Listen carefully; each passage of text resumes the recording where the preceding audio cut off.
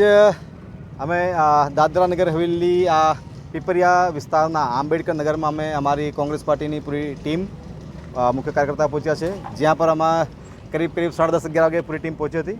અને જ્યાં પર જે કાલે અમે ઓલરેડી ગઈકાલે અમે એક વિઝિટ કરી ગયા હતા. શું તકલીફ છે, શું સમસ્યાઓ છે, ખાવા પીવાનું શું છે, વહીવટતંત્ર હું આવ્યો, નગરપાલિકા આવ્યા, કોણ આવ્યા નહીં આવ્યા, તમામ બાબત અમે કાલે 1-2 કલાક તમારી વિઝિટ થઈ ગઈ હતી. ત્યારબાદ અમને એક જરૂરિયાત લાગી કે અહીંયા થોડીક ગંદકી વધી રહી છે અને નગરપાલિકાનો સ્ટાફ ઓછો હોવાના કારણે જે પ્રમાણમાં 2-3 દિવસમાં આખું ક્લિયર થયું હતું તે થયું નથી. તો અમે નક્કી કર્યું હતું કે ભાઈ આજે અમારી ટીમ આવીને આખું સાફ સફાઈ કરીએ. જેમાં ગઈકાલે જ્યારે અમે આવ્યા હતા ત્યારે આ બાબતમાં દાદરા નગર હવેલીના જિલ્લા પ્રશાસનના કલેક્ટર શ્રી પ્રિયાંક કિશોરજીને પણ મેં વાત કરી કે અહીંયા જે સ્થિતિઓ છે, ખાસ કરીને અમે જે ઘટના જોઈ હતી કે ગ્રાઉન્ડ ફ્લોર આખું ભરાઈ ગયેલું હતું અને લાઇટ ચાલુ હતી.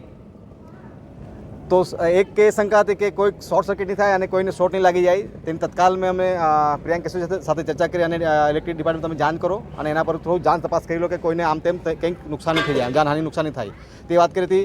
ત્યારબાદ બીજું કે એક અહીંયા જે ગ્રાઉન્ડ ફ્લોરના કરીબ 150-200 ની આસપાસ ફ્લેટ જે ગ્રાઉન્ડ ફ્લોરના જ્યાં મેક્સિમમ લોકો ઇફેક્ટેડ લોકો છે, જ્યાં પર તમામ કપડાંથી લઈને તમામ ખાવાનુંથી લઈને કોઈનું ગાડી નીકળી ગઈ તો કોઈનું ગેસ છે, કોઈનું તમામ જે કપડાં વોશિંગ મશીન, કોઈનું ફ્રીજ. અને આ આંબેડકર નગર વિસ્તાર એટલે અહીંયા SC, ST, OBC, માઇનોરિટી અને જનરલ આપણો ગરીબ વર્ગનો સમાજ આ વિસ્તારમાં છે. કોઈ જાતિ વિશેષ નથી પણ આખો ગરીબ વર્ગ જે છે આ વિસ્તારમાં છે અને વિશેષ ધ્યાન આપવું જોઈએ.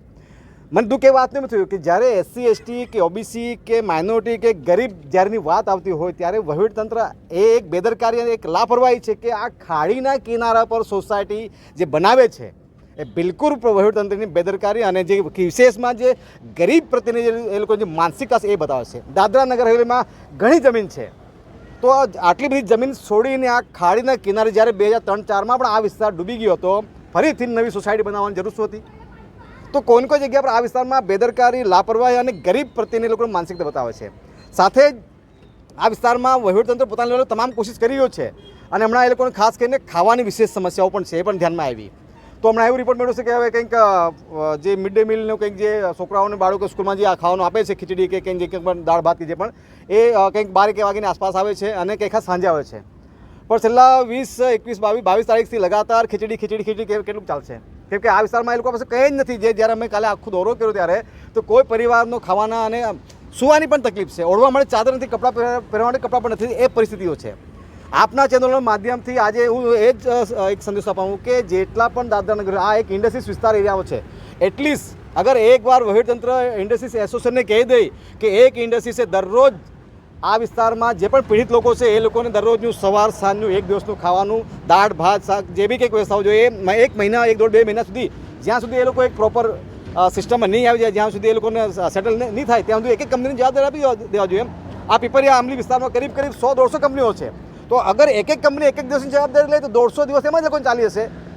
તો આ જે મિડ ડે મિલના માધ્યમથી દરરોજ ખીચડી આ કરીને જે આજે ચાલી રહ્યું છે, તો આપના ચેનલના માધ્યમથી હું વહીવટતંત્રને કહેવા માંગુ છું કે આ લોકોને દાળ ખીચડી જ નહીં પરંતુ દરરોજ કોઈને કોઈ ઇન્ડસ્ટ્રીઝને તમે CSR ફંડના માધ્યમથી આ વિસ્તારની જવાબદારી અપાવીને એ લોકોને પૂરતું પોષણ ખાવાનું આપવામાં આવે, એ પહેલી અમારી માંગ છે.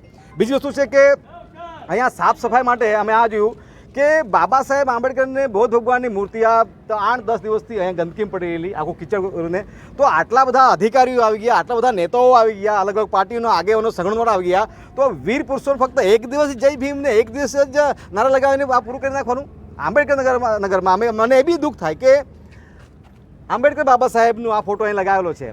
શું આ આંબેડકર નગર વિસ્તારમાં જ ફક્ત બાબા સાહેબની લગાવવાનું છે? આ બાબા સાહેબ આંબેડકરના લીધે આખા નગર હવેલીમાં આખા પૂરા દેશના લોકો સુરક્ષિત છે બાબા સાહેબના સંવિધાનના કારણે. તો બાબા સાહેબ આંબેડકરની ફોટો ફક્ત આંબેડકર નગર વિસ્તારમાં જે લગાવે છે એ પણ એક દુઃખની વાત છે કે અમને ખબર છે કે બાબા સાહેબ આંબેડકરનું સ્ટેચ્યુ લગાવવા માટે જે સચિવાલય હતું આપણું સાસઠ વિસ્તારમાં, તેમાં ઓલરેડી એપ્રુવલ થઈ ગયું હતું, તો ત્યાં લગાવવા જોઈતું હતું. પણ એ બી વહીવટતંત્રની કોઈને કોઈ જગ્યા પર માનસિકતા બતાવે છે. ત્રીજી વસ્તુ અમને જે ધ્યાનમાં આવી કે આ વિસ્તારમાં કે હમણાં આ વિસ્તારમાં વારંવાર કે અમે તો અમારે તો આજે ડિમાન્ડ છે, માંગ છે કે જે ગ્રાઉન્ડ ફ્લોર પર જેટલા પણ ફ્લેટ છે એ લોકોએ ખાલી કરાવીને કોઈ બીજી જગ્યા પર લોકોને શિફ્ટ કરવામાં આવે. કે આ કેટલી બહેનો, કેટલી દીકરીઓ, કેટલી જુવાનીઓ, કેટલા મેળા કે સાહેબ અમારી આખા જિંદગીની અમારી જે 10, 15, 20 વર્ષનું જે કંઈ અમે મળેલું એ બધું નીકળી ગયું એમ. એક વર્ષમાં અમે પાછળ રોપર આવી ગયા એમ.